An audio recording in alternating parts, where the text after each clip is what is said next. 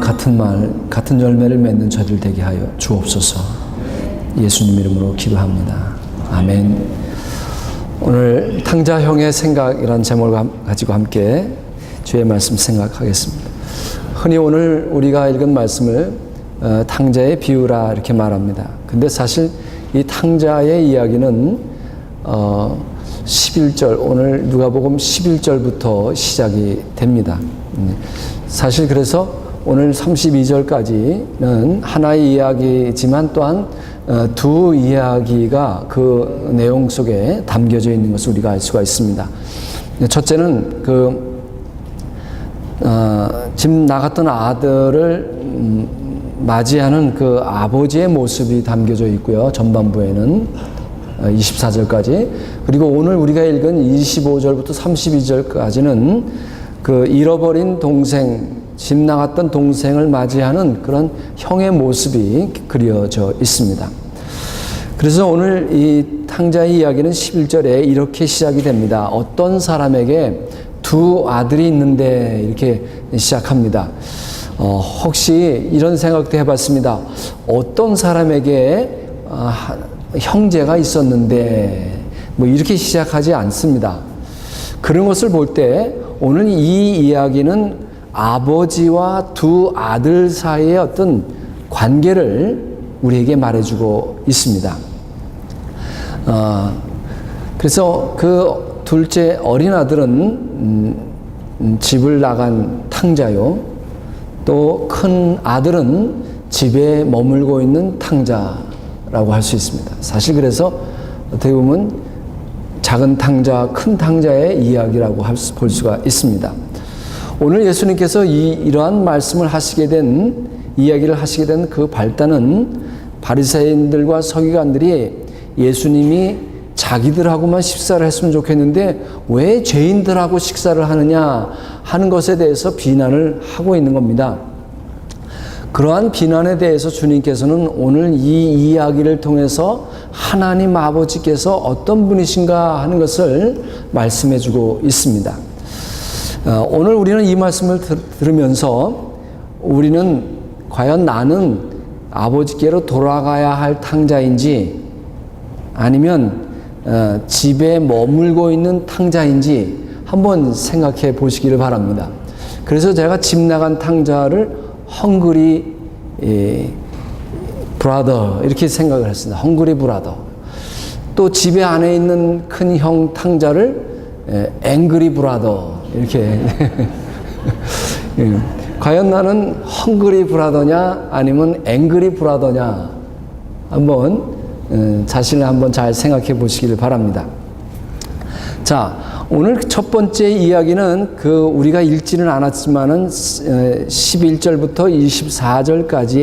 24절까지의 이야기로서 탕자 아버지에 대한 생각이 그려지고 있습니다. 예수님이 우리 인간을 바라볼 때 사람은 잃어버린 자입니다. 그런데 그 잃어버린 자를 찾을 수 있는 유일한 분은 오직 주님뿐이십니다.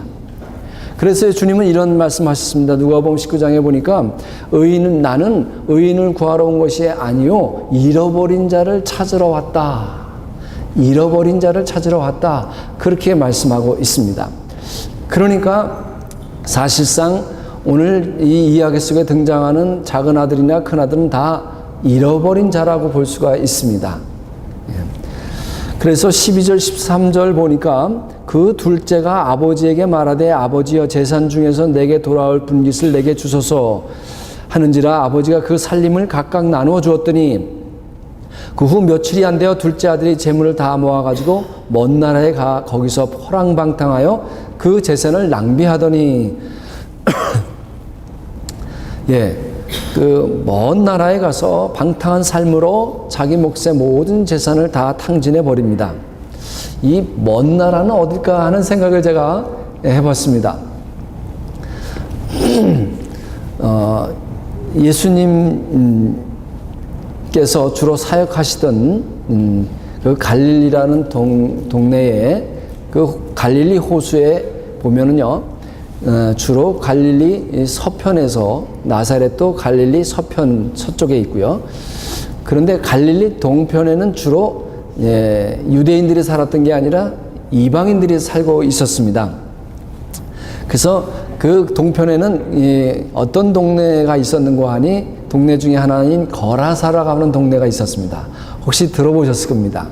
이 거라사에는 어떤 사람이 살고 있었는가 하니 귀신 들린 사람이 하나 있었는데 그 동네에 그 무덤 속에 무덤가에 살면서 얼마나 험했는지 귀신이 들어가서, 근데 귀신이 한두 마리 들어간 게 아니라 수천 마리가 들어간 겁니다. 그래서 군대 귀신이 들린 자라 그렇게 말을 합니다. 그런데 이제 예수님께서 그 동네를 가시게 됐는데 그 무덤가에 있던 군대 귀신 들린 자가 이제 예수님이 하나님의 아들인 것을 보고 제발 저를 쫓아내지 마시고, 쫓아내신다면 이제 저 돼지 떼에게로 좀 들어가게 해주세요. 그래가지고 어떻게 합니까? 그 귀신들이 그 한 사람 안에 몇 마리가 들어가 있었다고 귀신이요? 2,000마리가 들어가 있어요. 그렇게 두려워하지 마세요. 그런데 귀신은요, 우리 몸 안에 들어오려면 수천 마리가 아니라 수만 마리도 들어올 수 있죠. 그래서 그 귀신들이 돼지떼로 들어가니까 돼지떼가 그냥 그 호숫으로 뛰어 들어가서 전부 몰살해 버리는 거예요. 그래서 우리는 이제 이 거라사의 그 광인의 이야기를 잘 압니다. 그러니까 거기 돼지떼가 있었네. 그런 것을 볼 때에 유대인들은 돼지를 아주 싫어합니다. 돼지고기를 먹지도 않을 뿐더러 돼지를 키우는 그런 잡을 가진 사람을 아주 경멸한 것을 우리가 볼 수가 있습니다.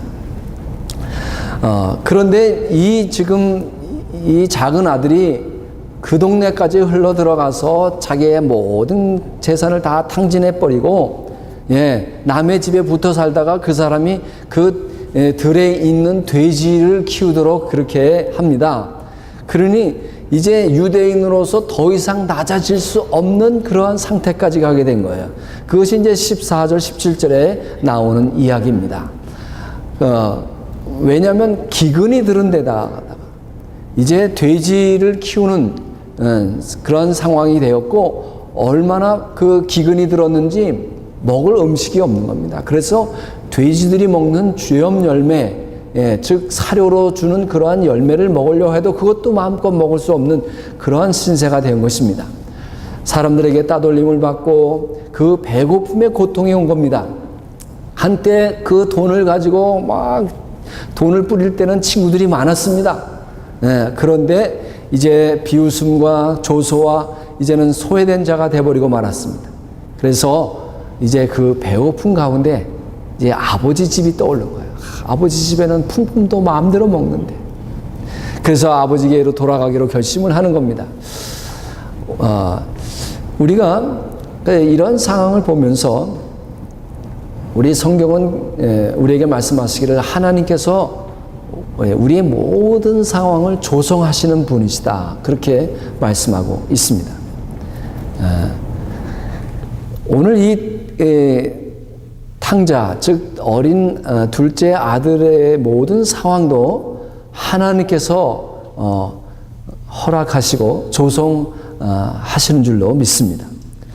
그래서 그러한 상황 속에서 이 아들이 이제 곤고한 상황이 되고 아주 가난한 마음이 됐을 때에 이제 아버지 집에 돌아가리라. 얼마나 배가 고팠든지 이제 아버지 집에 가면 먹을 것이 많은데, 품꾼도 잘 먹는데 나는 이렇게 배고파 죽게 됐구나 하는 그런 상황이 된 겁니다. 여러분, 배고파 보신 분 여기 계실 겁니다. 또 전혀 그 배고픔을 못 느껴보고 살아신 분도 있을 겁니다. 저도 사실상 그 배고파 보지 않은 그런 세대였습니다. 그런데 제가 정말 배고픈 때가 있었어요. 훈련을 받으면서, 저는 이제 생도가 되기 전에 그 가입교하는 기간이 있는데 8주 동안인가를 이렇게 우리가 훈련을 받았어요.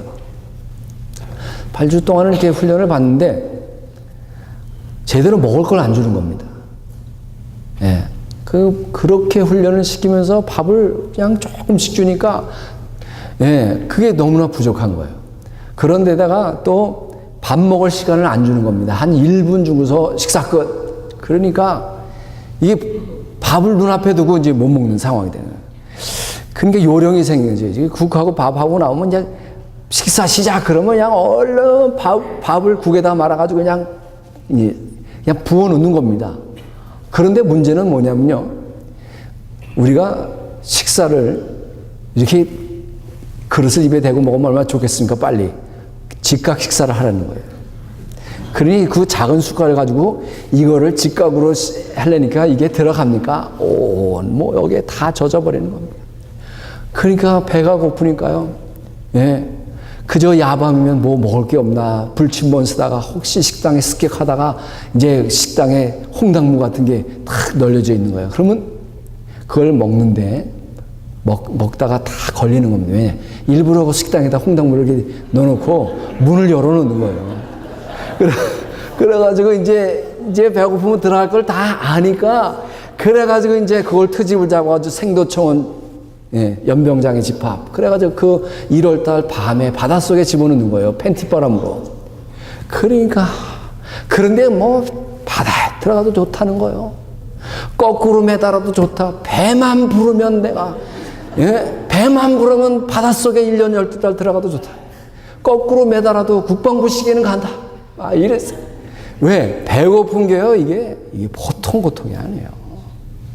예? 배고프신 분은 아시는 거예요. 그러니까 이 아들이 배가 고프니까 아버지 집이 생각이 난 겁니다. 네. 우리의 모든 상황은요. 아버지께 돌아갈 수 있는 기회인 겁니다. 여러분의 상황이 환경이 어떠하시든지 간에 그 상황은 바로 내가 아버지께로 돌아갈 수 있는 기회라고 하는 사실입니다. 그러면 어떻게 돌아갈 수 있는가? 예, 사람은요, 언제든지 하나님께 돌아갈 수 있는 능력이 있습니다. 예. 내가 하나님께로 돌아가려고 하는 의지만 가지면, 의지를 발동하면 예수님께서는 우리 마음속에 있는 그러한 죄성의 모든 덫으로부터 그리고 외부에서 역사하는 모든 악한 세력으로부터 우리를 구원하셔서 우리가 의지를 발동하기만 하면 일어서려고만 하면 돌아가려고만 하면 우리는 돌아갈 능력이 우리에게 주어진다라고 하는 사실입니다.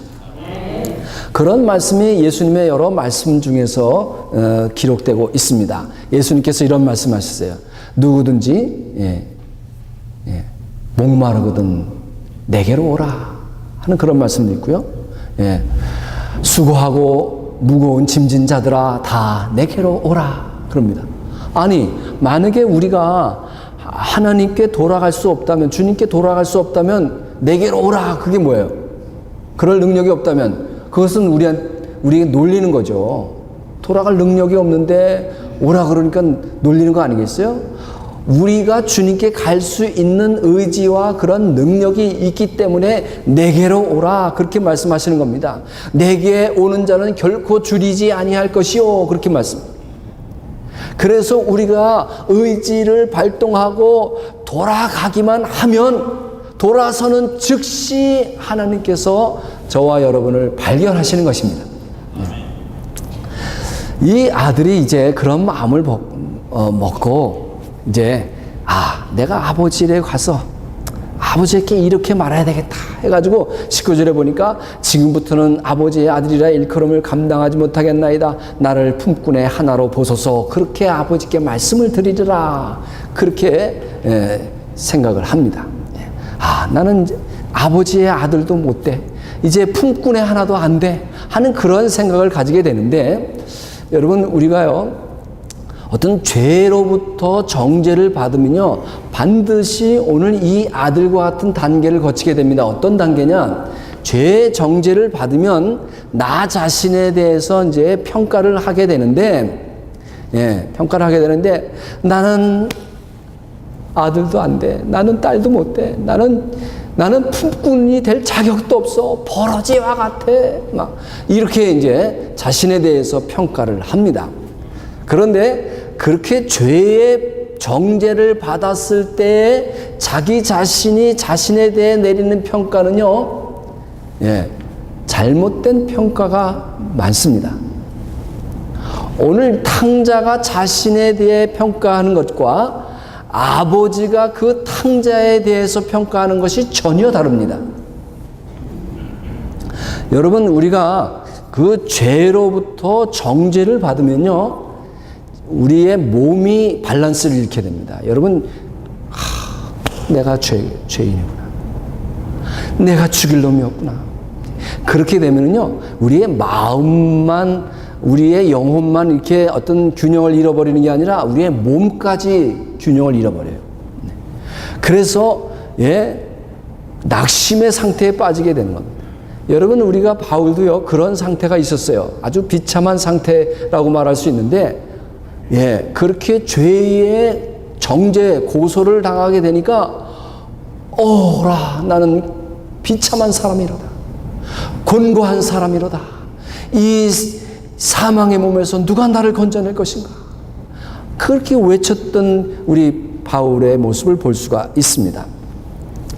마찬가지 오늘 이 아들도 그렇게 죄로부터 고소 즉 정죄를 당하니까 나는 아버지 아들도 못해. 나는 품꾼도 될 수 없어. 이렇게 자기 자신에 대해서 평가를 합니다. 그리고 이제 이 아들은 이제 일어납니다. 그래서 20절에 보니까 이에 일어나서 아버지께로 돌아가니라 그럽니다. 이게 바로 회개인 것입니다. 하나님의 섭리가 이제 그에게 역사를 했어요. 그래서 그는 일어나서 이제 돼지들 틈에 거하는 동안 계속해서 자기는 아버지에게 대답할 말을 준비하는 겁니다. 연습을 계속합니다. 내가 이렇게 아버지께 아뢰리라. 내가 말맞을 각오를 하고 아버지께 돌아가리라. 그럽니다. 그런데 우리 그 다음에 내용이 어떻습니까? 이 아들이 먼 발치에 왔을 때 이미 아들이 알아보기도 전에 아버지가 먼저 그 아들을 알아보고 신발도 벗은 채 그 아들에게 달려나갑니다.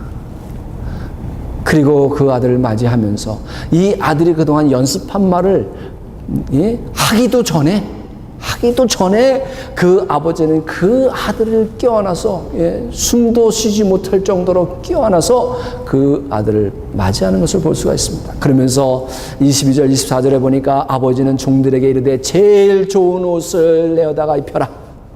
손에 가락지를 껴라. 발에 신을 신겨라. 그리고 살찐 송아지를 잡아라. 우리가 먹고 즐기자.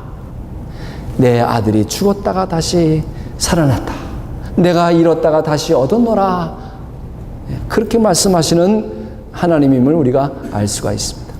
이것이 바로 이제 우리가 오늘 읽은 전반부에 돌아온 아들, 탕자가 돌아왔을 때의 아버지의 그 생각이요, 그런 태도였습니다. 그런데 오늘 이제 우리가 읽었던 부분은 이제 돌아온 탕자, 동생이 돌아왔을 때 형이 어떠한 태도를 가졌는가 하는 것을 묘사해 주고 있습니다. 이게 형이 집에 이제 밖에서 일을 하고 돌아와 보니까 집이 이제 막 잔치가 벌리고 난리가 난 거예요. 그러니까 이 형이 아니 무슨 일이냐? 그래서 종을 불러지. 무슨 일이냐? 당신의 동생이 돌아왔습니다. 그래서 아버지가 송아지를 잡아서 이렇게 살찐 송아지를 잡아서 이렇게 잔치를 벌였습니다. 그러니까 이 형이 화가 난 겁니다. 그래서 그 아버지 집에 들어가기를 거절하는 거예요. 그러니까 어떻게 해요? 아버지가 대신 나와요. 아버지가 나와서 그 화난 형에게 같이 잔치에 들어가기를 달랩니다. 그러니까 28절 그가 노하여 들어가고자 아니하거늘 아버지가 나와서 권한대 그랬습니다. 오늘 이 이야기의 발단이 바리새인, 경건하다는 바리새인과 서기관들이 예수님이 죄인들과 식사하는 것을 못마땅히 여기고 그 식사 자리에 들어가지 않으면서 왜 저 죄인들하고 식사하느냐 이렇게 불평을 하고 비난을 하는 겁니다.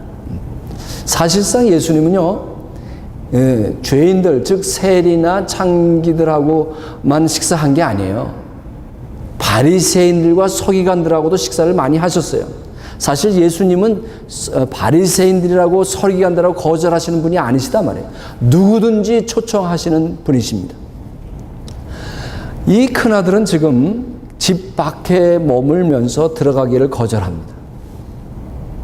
사실 집 나간 탕자 이야기라고 하지만 어떻게 보면 집에 머물러 있으면서 작은 아들 못지않게 악한 아들임을 우리가 볼 수가 있습니다. 동생은 탕자였지만 어떻게 보면 형은 참 성실한 사람이었습니다. 그 성품에도 흠이 없던 사람이었습니다. 그의 말을 통해서 볼 때도 우리가 알 수 있어요. 29절에 보니까 내가 여러 해 아버지를 섬겨 명을 어긴 적이 없거늘 아버지 명령을 따라서 다 순종했거늘 그렇게 아버지에게 반박을 하는 겁니다. 그런데 왜 나는 염소 새끼 한 마리 주지 않고 잔치도 한번 친구들하고 베풀어 주지 않았느냐라고 불만을 하는 거예요. 오늘 우리는 이 이야기를 통해서 그 사람들이 스스로 옳게 살고 성실한 삶을 살았다고 하는 사람들도 하나님에 대해서 잘못된 관점을 가질 수가 있구나 하는 것을 우리가 알 수가 있습니다. 아, 저 사람, 이야, 정말 예수 믿으면서 성실하고 아주 신실하고 성품이 좋고 정말 행실이 바른 사람이야. 그런 사람일지라도 하나님에 대해서 잘못된 생각, 관점을 가질 수가 있다라고 하는 것입니다. 지금 이 큰아들은 아버지의 그 작은 아들을 받아들이는 그런 태도에 대해서 노한 겁니다. 집에 들어가지 않는 것을 옳게 여기는 것입니다. 아버지의 마음을 전혀 이해하지 못하는 그런 치명적인 실수를 범하고 있습니다. 그러면서 그 자기 동생에 대해서 이렇게 말합니다. 30절에 보니까 아버지의 살림을 창녀들과 함께 삼켜버린 이 아들이 돌아오매 이를 위하여 살찐 송아지를 잡으셨나이다. 여러분, 이 형은요, 동생을 가리켜 말할 때 아버지의 이 아들이 돌아오매 그렇게 말하는 거예요. 예. 아버지는 내 동생이 돌아올 때 이렇게 살찐 송아지를 잡으셨네요. 그런 게 아니라 아버지의 아들이 그렇게 말해요. 이게 얼마나 못된 아들인가. 그러자 아버지께서 32절에 이런 말씀을 하세요. 30절. 이 내 동생은 죽었다가 살아났습니다. 그러니까 이 아들은 아버지의 아들이 돌아왔을 때 그러죠. 그런데 아버지는 뭐래? 이 내 동생은 그렇게 말합니다.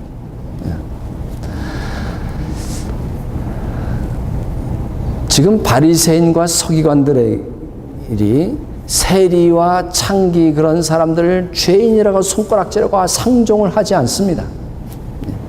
그런데 주님은 그러한 사람들을 가리켜서 그들에게 이는 내 동생이니 그럽니다.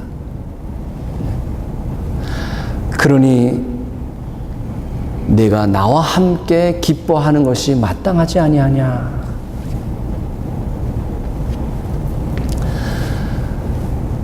네, 우리는 오늘 동생이 집에 돌아왔을 때 아버지, 저는 아버지의 아들이라 그렇게 일컬어질 수 없습니다. 품꾼의 하나로 여겨주세요. 형님 죄송합니다. 형님 죄송합니다. 저 때문에 화가 나셨군요. 죄송합니다. 아마 충분히 그랬으리라고 생각이 듭니다. 그렇다면 형님은 집 안에 있던 형님은 내 동생 돌아왔구나. 건강하게 돌아왔으니 다행이다. 반갑다. 그래야 되지 않겠어요? 그런데 우리는 그 동생을 받아들이는 아버지의 태도에 분노해서 저런 아들은 당장 집에서 들이면 안 됩니다. 쫓아내야 합니다. 그렇게 말하고 있지는 않아요. 우리는 항상 그 동생의 입장에서 내가 나 때문에 형이 저렇게 수고하고 고생을 하셨구나. 그래서 죄송합니다. 이렇게 말할 수 있어요. 자, 한번 옆에 분에게 한번 이렇게 인사를 하겠습니다. 동생의 심정으로 죄송합니다, 형님. 이런 마음입니다. 그런 마음을 담아서 죄송합니다. 한번 인사하시기 바랍니다.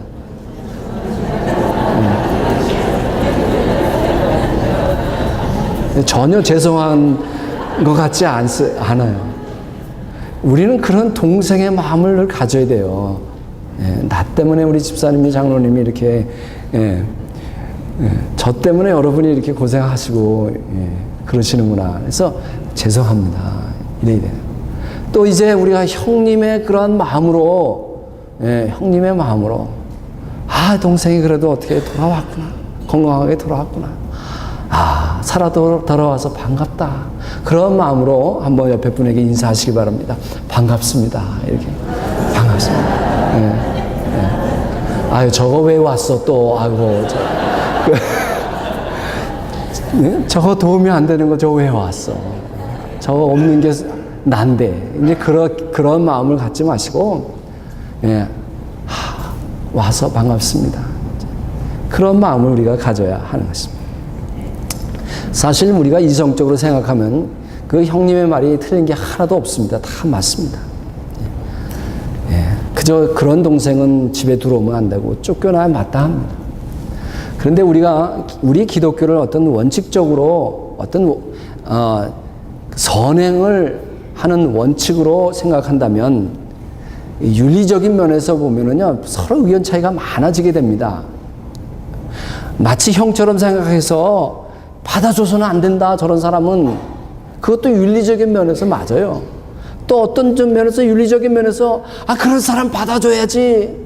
그러면서 받아줘야 된다, 받아주면 안 된다. 그런 의견이 교회 안에서 일어날 수가 있어요. 그래서 교회가 깨지는 거예요.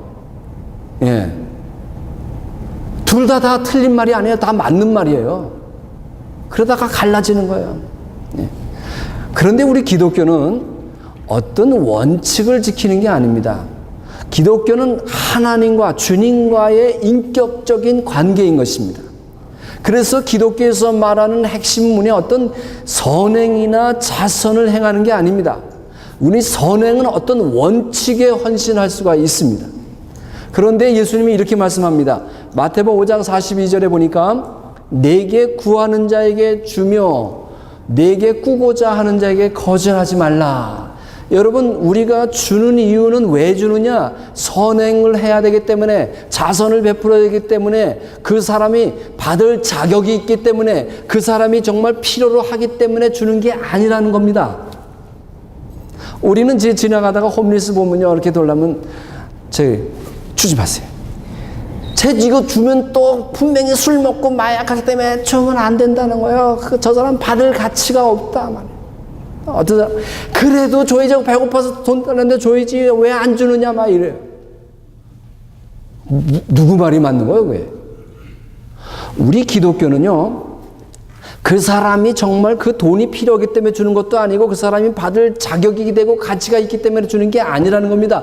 예수님께서 그렇게 하라고 말씀하셨기 때문에 하는 거예요.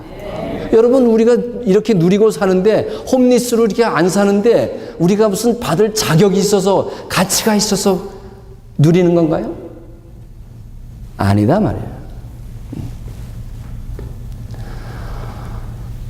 우리가 선행을 해야 되기 때문에 주는 것도 아니고, 그 사람이 필요로 해서 가치가 있기 때문에 주는 게 아니에요. 주님이 주라고 했기 때문에. 구하는 자에게 주라고 했기 때문에 주는 것이고, 꾸는 자에게 거절하지 말라고 했기 때문에 주는 것이다 말이에요. 이게 기독교입니다. 우리가 얼마나 의로운지, 우리가 얼마나 선을 행하는지는 중요하지 않습니다. 주님은 이렇게 말씀하셨어요. 의인은 주님을 필요로 하지 않는다는 거예요. 그래서 마가복음 22장 17절에 보니까 한번 같이 읽습니다. 시작. 예수께서 들으시고 그들에게 이르시되 건강한 자에게는 의사가 쓸데없고 병든 자에게라야 쓸데있느니라. 나는 의인을 부르러 온 것이 아니요 죄인을 부르러 왔노라 하시니라. 여러분, 만일 우리가요 죄가 없고 그리고 건강하면요 주님을 찾을 것 같아요? 절대로 찾지 않습니다. 주님을 필요로 하지 않습니다. 그런데 오늘 이 둘째 아들은 곤고했습니다. 그래서 가난했습니다.